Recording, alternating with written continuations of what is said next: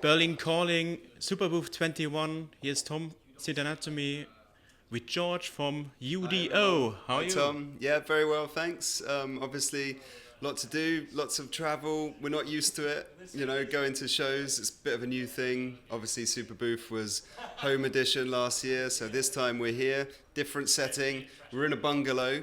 We've got a lovely new product here, hopefully to show everyone. Your new baby?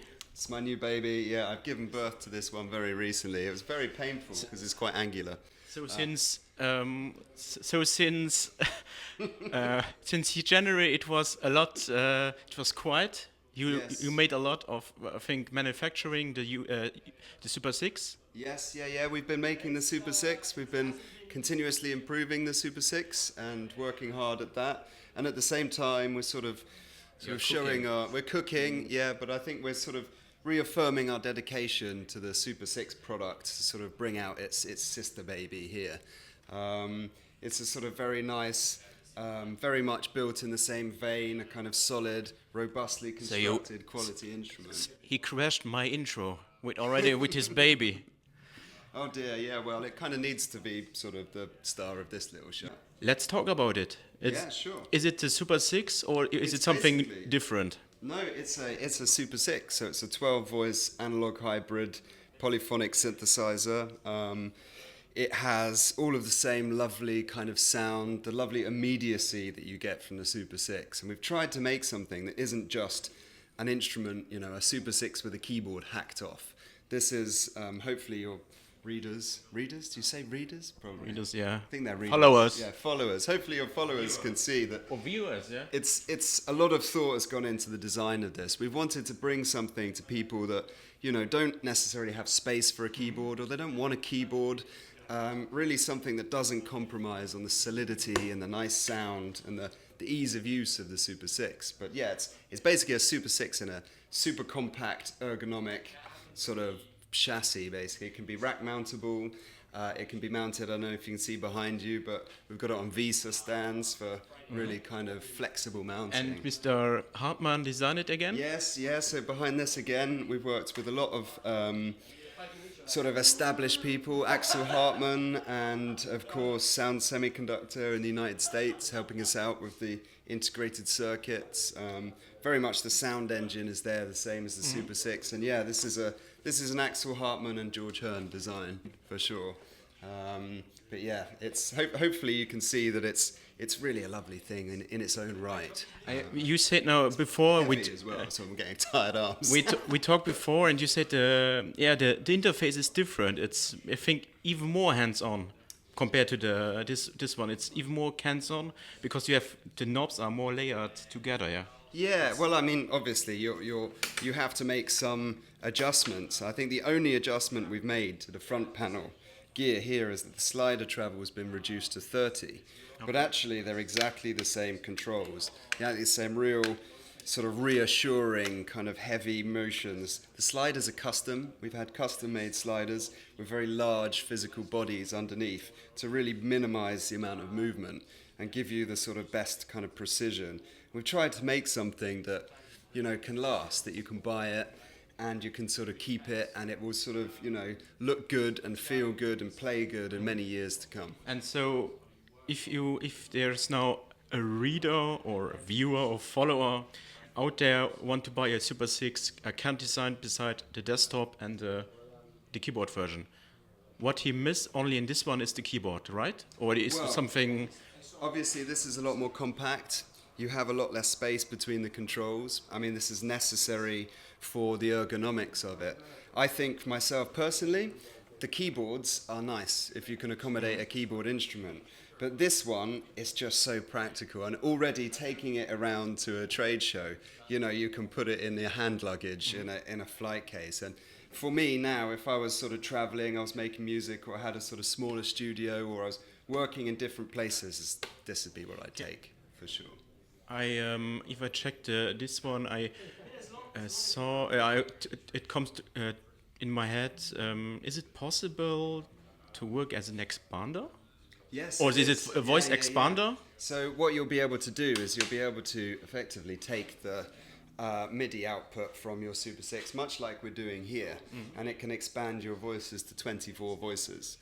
Okay. That's a sort of feature that won't be available on release, but at the same time that the desktop is going to be ready for sale, we also have a very big update for the Super 6 coming as well, with some nice new features that it unlocks. So I heard from Waldorf their new Synth M is already available. So this one is also available. This is available in autumn this year. Autumn. So the So- first few will be going out next month, but autumn will be full And production. how difficult is it for you at the moment with this chip sorted to produce them? Is it Well, hard? it poses challenges. Yeah, it poses big challenges, obviously. I think, for a lot of people here at Superbooth, they're going to be sort of posed with similar challenges. You have to carry on, The global market for everything from semiconductors to cardboard pulp to just about everything is a bit screwed up at the moment. But, we keep our commitment and, if we have a little bit more time, we reduce production, we just knuckle down on firmware development, we knuckle down on developing people, on doing R&D, on doing new products, improving our systems, our processes. So when we look back on it, it's one door closes, another opens. You make the best of every scenario that you get confronted with, really. So challenges, but we're rising to It's a them. big challenge, I think, and it will not end this year. It will go to the 2020, I think, and Yeah. more. We're not expecting big changes before kind of spring, summer next year. What I maybe missed, the inputs, outputs are the same. It's everything remain the same like the Super 6, the big one. Yeah. You can see the back end of it here. Very much the same, MIDI and USB MIDI, patch dump, sequence dump, waveform dump. One thing I miss is an USB host. USB host, yes, this Because one. desktop is always just Very convenient, yeah. It doesn't have a USB host. It's very much from the same flavor as the Super 6. so it used to probably now I don't think it's a different board inside. Yeah. It's actually the same. Oh, okay. It's the same. It's exactly the same motherboard, exactly the same voices. The patches are compatible between the two instruments. Okay. The firmware is identical between the two instruments. They're self-detecting. So really, for us, this is a commitment to sort of consolidate and work on the Super 6, keep improving it, and also sort of bring it to a new audience, ideally. Okay. And I heard a lot of good things from people owning it, and they are super happy. Well, people have And been very supportive for us, and they've So been you very kind. so we can expect a lot of firmware upgrades in the next months, years. Well, yeah. It's- When we release the desktop, we'll also be doing simultaneously a big update for the Super 6, and we just keep on going. So we appreciate everyone's patience and everyone's sort of support that they've given us since we launched. I think it's fair to say to your readers, we're just getting started. We're here for the long term, and we're going to keep commitment to developing these things. Hopefully, this reassures people that we're still working on the Super 6 and its derivatives. And watch this space because we're gonna keep on improving products as far as we can. Okay, let's hear a bit of the Super 6. Why not? Why not? And before we move to the very good things, the price difference, the keyboard and to the desktop, is it a lot or? So it depends on the region that you are. I think the retail price of the Super 6 is 2295 GBP, including VAT. Our desktop will be 1949 GBP, including VAT. It will be not a massive discount. You're looking at £300 cheaper, basically $500 US cheaper, maybe a little more than that actually. So 2399 USD and around 2249 euros. So, it's not hacking the price in half. What we wanted to do, though, is we wanted to maintain a quality instrument vibe. We didn't want to just put the circuits in a tin box. We're making something here that's a nice instrument in its own right. And, it's not inexpensive, but you're really paying for something. You're really paying for a kind of like really... a cat tank. It's a little bit tank. It also looks like something from Star Wars, I think, almost like it's about to take off. But yeah, you're really paying for something which has had a great attention to detail everywhere. And it plays well, it sounds nice, I love it, and hopefully people have hours of fun with this thing, hopefully. Thank you, George. No, thank you, Tom. Have a nice Superbooth 21, not 20, 21. And hope to see you again in one of the next Superbooth Synth Anatomy videos. Bye.